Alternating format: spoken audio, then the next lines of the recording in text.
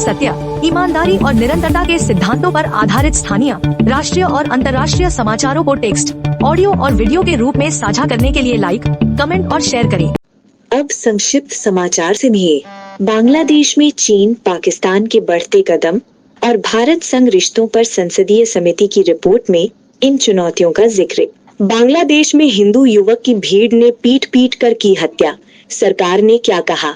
भीख मांगने का इल्जाम और उम्रे के नाम पर यात्रा। इस साल हजारों पाकिस्तानियों को डिपोर्ट क्यों किया गया? लखनऊ में डिजिटल अरेस्ट का मामला। 1.5 करोड़ की ठगी से कैसे बची बुजुर्ग महिला? पाकिस्तान का कबड्डी प्लेयर भारत की तरफ से खेला और झंडा भी लहराया। अब करियर पर लटकी तलवार। फ्रांस के खूंखार डॉक्टर डेथ को उम्र कैद। 4 साल के बच्चे पर भी रहम नहीं। 12 मरीजों को तड़पा कर मारा। अमेरिका में प्राइवेट जेट क्रैश। मशहूर रेसर समेत पूरी फैमिली की मौत। जाने कैसे हुआ हादसा? दिल्ली पुलिस ने साइबर फ्रॉड गैंग का किया भंडाफोड़। 24 करोड़ रुपए की मनी ट्रेल का किया खुलासा। भारत ने दक्षिण अफ्रीका को हराकर 3-1 से सीरीज पर किया कब्जा। लगातार 14वीं श्रृंखला जीत बादशाहत को किया और बुलंद। अब पूरी बाकी मुख्य खबर सुन ले। 1971 की जंग के बाद भारत बांग्लादेश में सबसे बड़े रणनीतिक संकट का सामना कर रहा है। अगस्त 2024 में बांग्लादेश में व्यापक जन उभाल के बाद प्रधानमंत्री शेख हसीना को भारत में शरण लेनी पड़ी। इसके बाद मोहम्मद यूनुस की अंतरिम सरकार सत्ता में आई।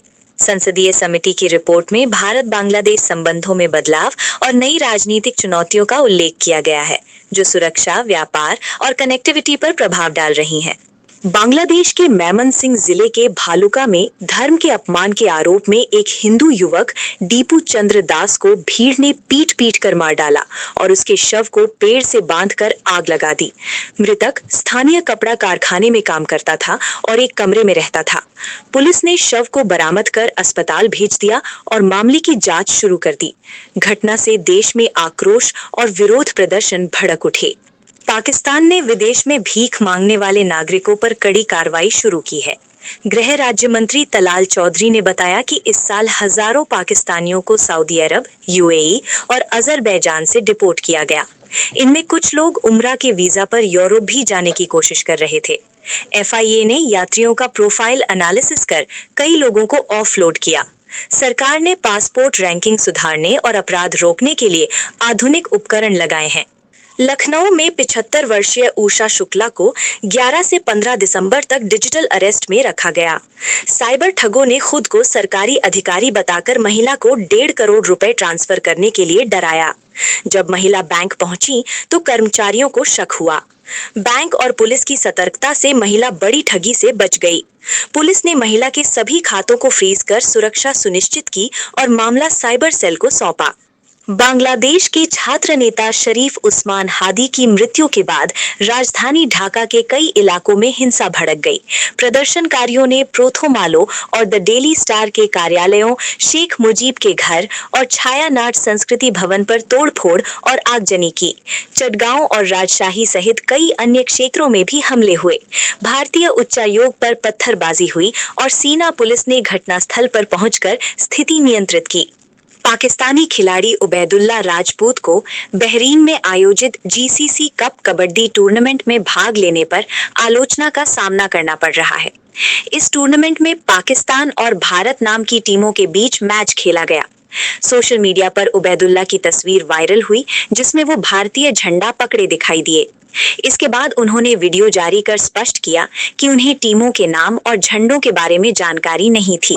फ्रांस में एक पूर्व एनेस्थेटिस्ट डॉक्टर फ्रेडरिक पेचियर को जानबूझकर 30 मरीजों को जहर देने के आरोप में दोषी ठहराया गया और उन्हें आजीवन कारावास की सजा सुनाई गई। इनमें से 12 मरीजों की मौत हो गई थी। फ्रेडरिक, जिसे डॉक्टर डेथ कहा गया, बेसनकॉन में 4 महीने की सुनवाई के बाद दोषी पाया गया। वो मरीजों को इंजेक्शन और इन्फ्यूजन बैग में केमिकल मिलाकर मारता था। नॉर्थ कैरोलिना में एक बिजनेस जेट टेक ऑफ की तुरंत बाद क्रैश हो गया, जिसमें सभी 7 लोग मारे गए।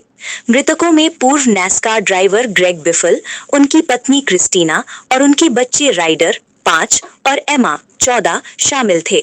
विमान स्टेट्सविल रीजनल एयरपोर्ट से उड़ान भरने के बाद लौटने की कोशिश कर रहा था, तभी जमीन से टकराकर आग में घिर गया। जेट सेसना C-550 था और फ्लोरिडा के लिए रवाना हुआ था।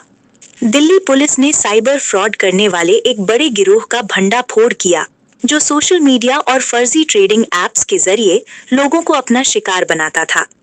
क्राइम ब्रांच की इंटरस्टेट सेल ने 2 अलग-अलग मामलों में 4 आरोपियों को गिरफ्तार किया। जांच में कुल 24 करोड़ रुपए की मनी ट्रेल सामने आई। आरोपियों ने सी वेंचर और VIP 10 stock sharing group apps और ग्रुप्स का इस्तेमाल किया। अहमदाबाद के नरेंद्र मोदी स्टेडियम में भारत ने दक्षिण अफ्रीका को 5वें और आखिरी T20I में 20 रन से हराकर सीरीज 3-1 से अपने नाम कर ली।